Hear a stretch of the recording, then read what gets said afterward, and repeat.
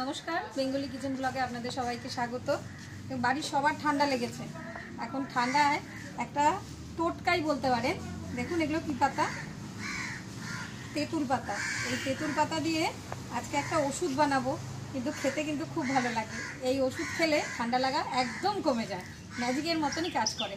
মানে এটা ভাইয়ের বলা, তাই আজকে এই রেসিপিটাই আপনাদের সাথে শেয়ার করব। আশা করবো খুব ভালো লাগবে, আর প্রথম থেকে শেষ পর্যন্ত অবশ্যই আপনারা আমাদের সাথে থাকুন।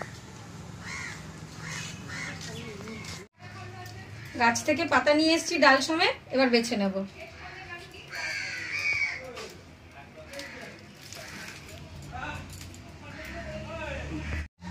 তেঁতুল পাতাগুলো বাছা হয়ে গেছে, পরিষ্কার করে ধুয়ে নিয়ে আসবো। আর মামি তুমি উনুনটা ধরিয়ে দাও।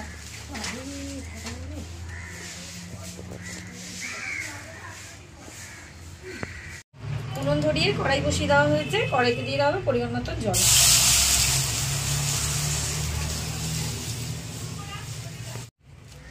এবার জলের মধ্যে দিয়ে দেবো ধুয়ে রাখা তেঁতুল পাতা।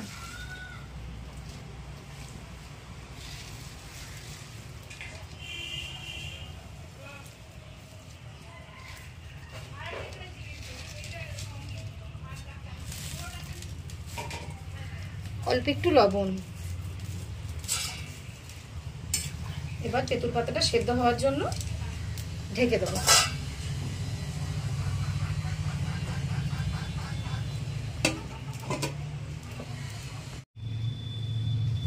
ঢাকনাটা খুলে দেখি পাতাগুলো সেদ্ধ হলো কিনা। ঠান্ডা লাগলে, জ্বর হলে ওষুধ তো আমরা সবাই কিনে খাই, কিন্তু গ্রাম বাংলায়, আমাদের গ্রামের দিকে কিন্তু মা ঠাকুমারা কিছু কিছু টোটকাও ব্যবহার করে যাতে খুব উপকার হয়। সেরকমই একটা এই তেঁতুল পাতার টক।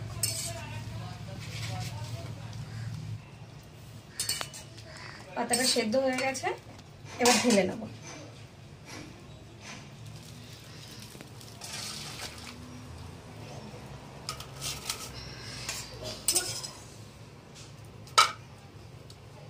একটু সময় রেখে দিতে হবে পাতাটা ঠান্ডা হওয়ার জন্য, না হলে তো আর এটা রসটা বার করতে পারবো না, খুব গরম।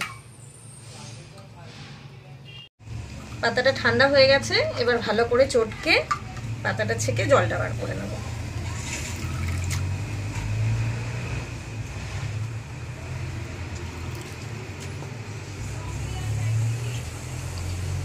এবার একটা বড় ছাঁকনির মাধ্যমে এই পাতাটা আমি পুরোপুরি ছেঁকে ফেলে দেবো।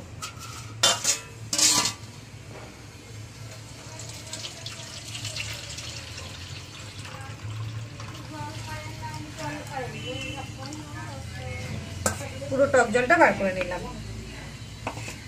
আবার কড়াই বসিয়ে দিয়েছি। এই টক জলের মধ্যেই দিয়ে দেবো স্বাদ অনুযায়ী লবণ,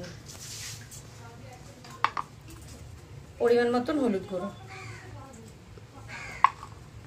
কড়াই গরম হয়ে গেছে, দিয়ে দিলাম অল্প পরিমাণ সরষের তেল।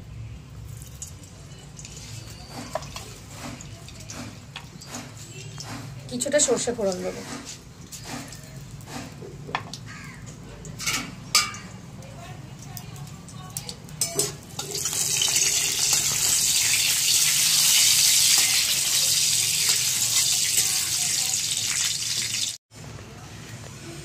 ফোড়নটা হয়ে গেছে, এবার জলটা ঢেলে দেবো।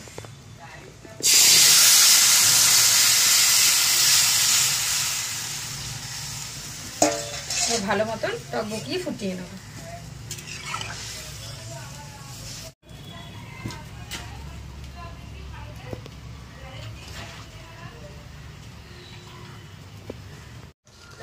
টকটা হয়ে গেছে, নামিয়ে দেবো।